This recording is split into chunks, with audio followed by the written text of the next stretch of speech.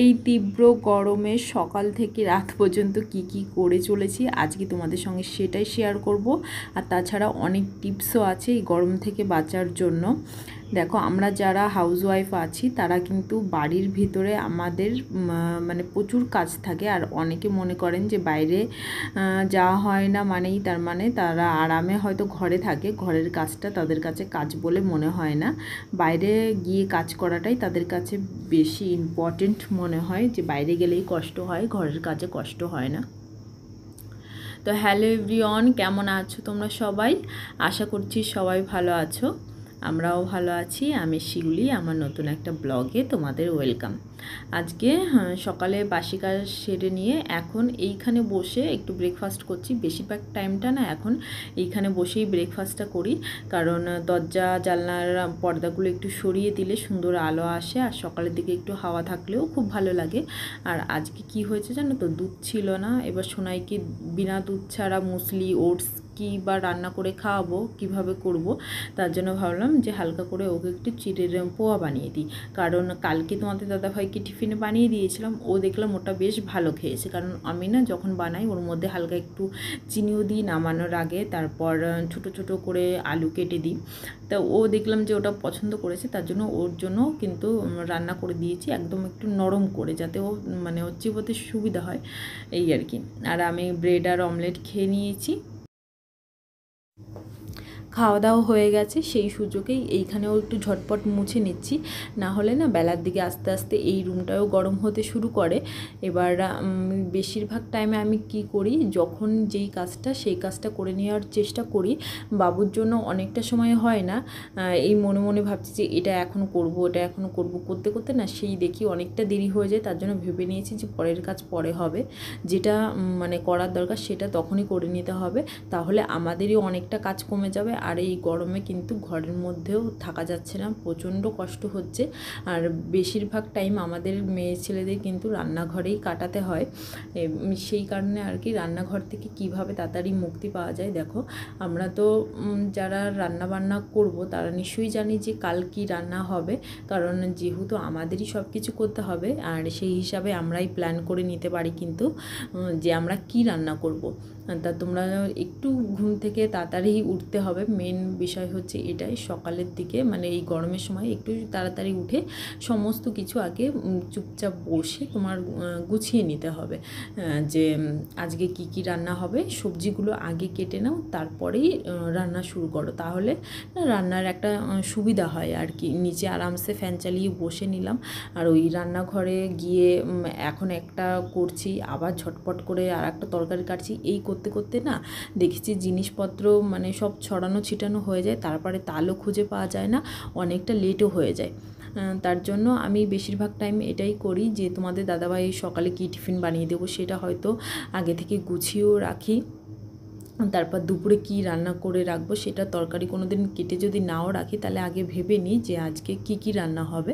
তার জন্য সকালে সেই হিসাব মতোই তোমাদের দাদাভাই থাকতে থাকতে আমি ঝটপট সোনার খাবারটা বসিয়ে দিই, তোমাদের দাদাভাই টিফিনটা বানিয়ে দিই। আমি কিন্তু তরকারিগুলো সব ফ্রিজ থেকে বার করে নিয়ে চলে আসি, যে কি আজকে রান্না করব সেগুলো। আর মাছ যদি থাকে সেটাও আবার রেখে দিই, কারণ ডিপ ফ্রিজে যদি থাকে সেটা তো বরফটা গলতেও একটু টাইম লাগবে, সেটা সকালে বের করে নিই। আর না ওই ঠান্ডা দুধটা কি হয় বলো তো, হট মানে ফ্রিজ থেকে বার করেই যদি দিয়ে দিই না গরম করার জন্য, তাহলে দেখেছি যে কেটে যায়। সবার ক্ষেত্রে এটা হয় কি না আমি জানি না, কিন্তু আমি 2-3 বার দেখলাম যে এরকম হলো। তার জন্য ওই সবার প্রথমে আমার ঘুম থেকে উঠে এই কাজগুলোই থাকে, মাছগুলো বের করে মানে জলে রেখে দেওয়া বরফ কাটানোর জন্য, তারপর ওই দুধটা বাইরে বের করে রেখে দিই যাতে একটু মানে রুম টেম্পারেচারে হয়ে যায়, এ আর কি। এখন সারাদিন তো টুকটাক যে সমস্ত কাজ করলাম তোমরা দেখেই নিলে।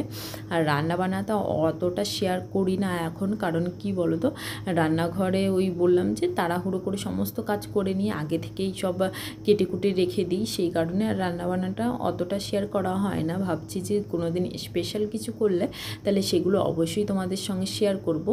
আর দুপুরে শোয়াটার পরে না ওই বিছানা চাদরটা উঠিয়ে দিয়েছিলাম, তারপর এখন আবার বিছানা চাদর বিছিয়ে দিলাম, জামা কাপড় এই ঘরে রাখি, সেগুলো ঝটপট করে গুছিয়ে নিচ্ছি। এইগুলো দেখো এখন না করে নিলেও কিন্তু হতো, কারণ ভাবলাম যে কালকে আবার তাহলে চাপ হয়ে যাবে, এই জামা কাপড়গুলো এইখানেই থাকবে, কিন্তু এইখান থেকে নিয়ে পরবো, তোমাদের দাদাভাই যা লাগবে নিয়ে পরে নেবে, এই করতে করতে এই জামা কাপড় এইখানেই দলা হয়ে থাকবে। আবার রোজ তো কাড়ি কাড়ি ধুতে হয়, দেখবো যে এক গাদা হয়ে গেছে। আর আমি বেশিরভাগ টাইম তো রাত্রে জামা কাপড়গুলো বালতির মধ্যে ভিজিয়েই রেখে দিই, সকালে শুধু একটু সুযোগ পেলে ধুয়ে নিলেই হয়ে যায়। তোমরা কিন্তু এরকমও করতে পারো রাত্রের দিকে, তাহলে কি হবে অনেকটা সময় ভিজানো থাকলে নোংরাটাও কেটে যায়। আর এই যে সেই আমার সুন্দর বক্সটা আলমারিটার মধ্যে রয়েছে, এখনও কিন্তু ভালোই রয়েছে। তোমরা এভাবে অর্গানাইজ করে নিতে পারো আলমারিগুলো, তাহলে গোছানো থাকবে। আমি সমস্ত কিছু এইখান থেকে গুছিয়ে এনে এখন ঝটপট আলমারির মধ্যে রেখে দিচ্ছি। এক সাইডে আমার প্যান্ট, টপ, নাইটি এরকম সব লাইন আমি 3টে বানিয়ে নিয়েছিলাম। এবার অনেকে মনে করতে পারো যে রাত্রে কেন ঘর ঝাড় দিচ্ছি, কারণ দেখো বিছানার উপরে তো নতুন চাদরটা পেতে, নতুন বলতে মানে ধোয়া চাদরটা পেতে দিলাম, এবার নিচে অনেক ধুলোবালি রয়েছে, এবার সারাদিন এই বাইরে যাচ্ছি আসছি, ধুলো তো ঘরে হবেই, এবার সেই বিছানাটা আবার নোংরা হয়ে যাবে। আর বাবু যেহেতু ছোট রয়েছে সেই কারণে ঘরটা ঝাড় দিয়ে ওই কোনায় রেখে দেবো, বাইরে অবশ্য ফেলবো না, সেটা ফেলিও না রাতের দিকে। সেটা দেখো কত নোংরা রয়েছে, এখন এইগুলো যদি আবার আমাদের পায়ে পায়ে তো আমাদের বিছানায় চলে যাবে। তো মোটামুটি সারাদিন টুকটাক এই সব কাজ করতে করতে সময় চলে যায়। আরও অনেক কিছু সেরকম কাজ সবার ঘরেই রয়েছে, যেগুলো না ক্যামেরার সামনে শেয়ার করা হয় না, ভাবি যে এটা তাড়াতাড়ি করে নিই, আবার যদি ভিডিও করতে যাই লেট হয়ে যাবে, এরকম অনেক কাজই আছে। তা এই রান্নাঘরটাও ক্লিন করে নিয়েছি, কারণ রান্নাঘরটা ক্লিন করে নিলে রাতের দিকে তাহলে কিন্তু অসুবিধা হয় না। আর আমার যত কষ্টই হোক আমি কিন্তু রাত্রে আমার সমস্ত থালা বাসন মেজে রেখে দিই, তাহলে কিন্তু সকালে অতটা চাপও থাকে না। এখন এই যে আমার সুন্দর তামার গ্লাসটার মধ্যে জল ভরে রেখে দিচ্ছি। আর সারাদিন এত খাটাখাটনির পরে একটু প্রোটিন যদি না পাওয়া যায় তাহলে কি হয়, তা কটা আলমন্ড বাদাম ভিজিয়ে দিচ্ছি। আর আজকের ছোট্ট ভিডিওটা এই পর্যন্তই রাখছি, তোমাদের কেমন লাগছে অবশ্যই কমেন্ট করে জানাবে। আর আমার ভিডিওগুলো ভালো লাগলে প্লিজ আমার চ্যানেলটি সাবস্ক্রাইব করে আমার পাশে থাকবে।